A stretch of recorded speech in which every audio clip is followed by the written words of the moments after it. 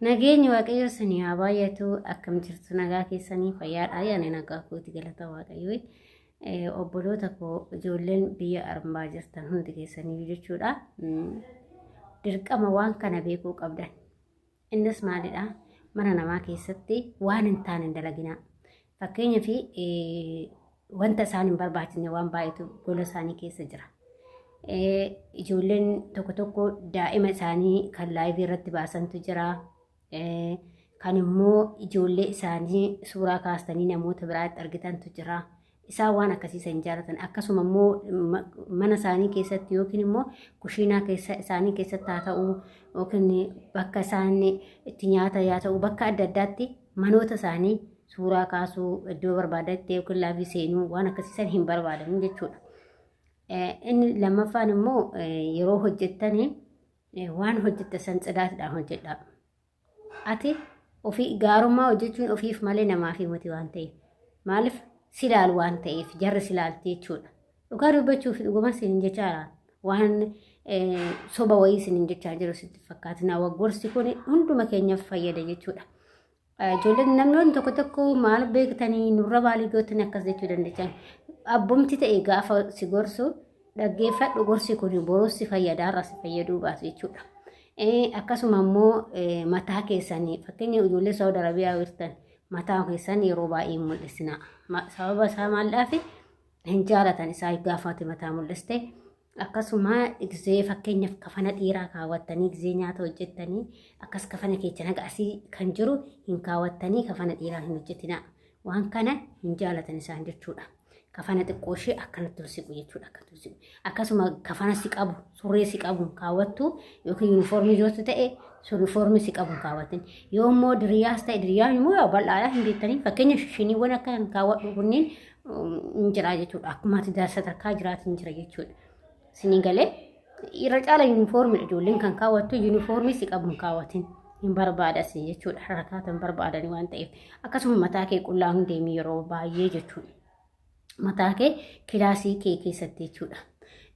Mucayyoota akkatu maal jedhee obboleeyyan madaamintiyaa kushiinaa keessa gizeen hundumaa yuunifoormii kaawwatte mucayyoon tun yeroo hundumaa yuunifoormii kaawwatte yeroo hojjettu shaashis na hidhadha jette.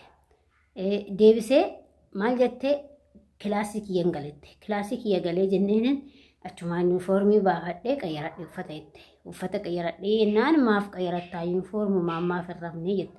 Kun immoo dogongoraa. Dhugaa kun dogongora niitiiti malee yookiin immoo jibbiinsa ishiitirraa kan qabdu malee kilaasii keetitti mataa kee sirreeffachuu yuunifoormii kee lafa godhattee yuunifoormii biraa kaawwatte yookiin immoo carqii kee halkanii bijaamawwan halkan ittiin raftu kaawwachuun mirga guutuu qabdu. Maaliif kilaasiin kan keetii waan ta'eef kilaasii kee biratte jechuudha. Kanaaf kanallee beekuu qabdan. Mirga qabda kilaasii kee keessatti mataa shaashii ofirraa fuutee rafuun mirga qabda. Waan hidhadhu rafi namni siin jedhu jiru jechuudha. Garuu yeroo gadi baatee mana isaanii qulqulleessituu saafaan adeemtu wanna kana gochuu qabdi. Mataa keetti shaffanadhu. Kafana kee dheeraa kaawwadhu. Siigalee maaliif nama hin jaallatanii jechuudha. Nuti waggaa kana baay'ee kan keessa teenyeen waggaa keessa taa'e garuu ani dhiira biratti mataa kiyyarraa fuudheen beeku.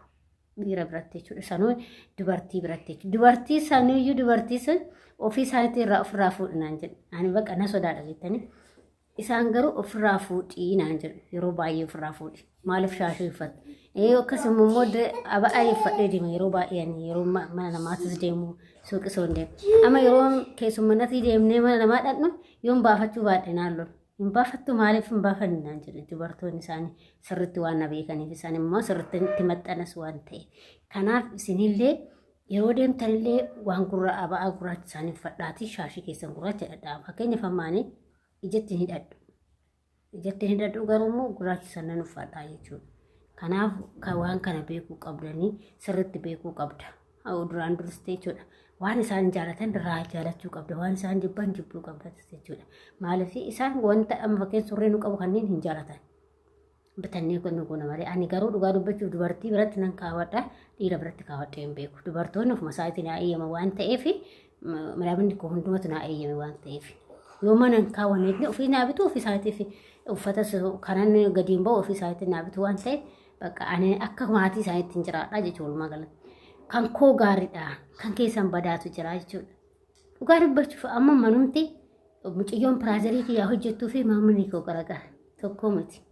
Mucayyoon piraazarii yaannoodhaan hojjetti yuunifoormiidhaan hojjetti bakka yuunifoormiidhaan hojjetti jechuudha isheen.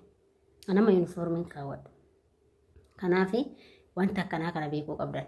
Bakka mana isaanii keessatti isaan kan innaan nama fakkeenyaaf yeroo maduraan dhufu yuunifoormii jaaladhuun jedhee bakka shishiniiwwan kaawwadha jechuudha. Shishiniiwwan akkanaa kanneen hin beektanii ijoolleen beektanii bakka kan akkasiin kaawwadha addarayyaas nan kaawwadha waan bakka akkasitti mana akka seerrasi godhusanii miti jechuudha walumaa galatti. Garuu manni tokko sin jaalatu. Ani shaashiidhaa hin hidhatinaan jedhanii jiran garuu ani barbaadu. Maaltu nuti gaggare maaliif gadi qabadhee bula mana namaa keessatti hidhee shaashii koo nan hidhadhu nan uffadha garuu bakka akkanumatti uffadhee deema akkanumatti uffadhee deema. Shaashanata barbaadee yoo uffadheeyyuu namni anata kuma barbaade uffatti naan jedhin jiru. Siigalee maaliif bakka maali waan isaan hin jaalatan tokko waan isaan jaalatan tokko gochuun immoo seera dhala.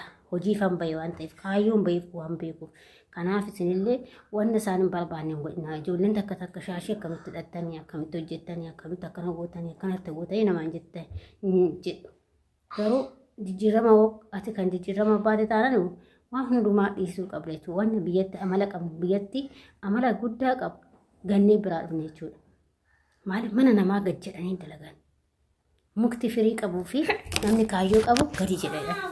Kanaaf namni kaayyoo qabullee akka mukti gizee firiitti baate akkatti ragarraqa. Namatti akkasanullee waan kaayyoo qabnuuf gadi jennee mataa keenya buluu qabna malee akkuma garaan keenya yoo ta'e qabuun qabnu isin jedhan buluuta koo.